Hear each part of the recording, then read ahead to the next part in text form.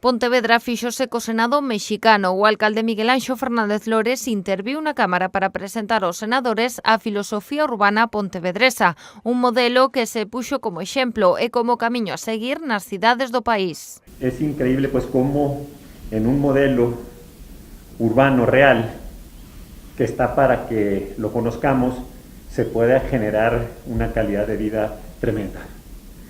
Una calidad de vida que permite a la gente pues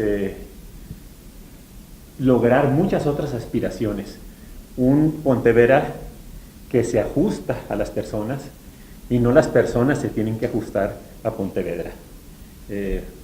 Es un modelo más que urbano, un modelo muy humano. A intención é trasladar a México algunhas das propostas pontevedresas en base a unha recente legislación estatal sobre mobilidade. Ante este obxectivo, Fernández Lores defendeu que o modelo de Pontevedra é perfectamente exportable.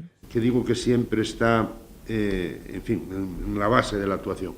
Y es el amor por la ciudad, el amor por el país, la confianza en el país, en saber que somos capaces de hacer cosas importantes y que además, aplicando todo lo que se hace o que se estuvo haciendo en el mundo, lo bueno para no hacerlo, digo, mejor dicho, lo bueno para hacerlo y lo malo para evitarlo. A intención dos senadores é adoptar un modelo similar en 3 ou 4 cidades que estean degradadas para comezar a traballar e amosalas como exemplo a todo o país para evitar as posibles resistencias que se poidan atopar entre os cidadáns mexicanos.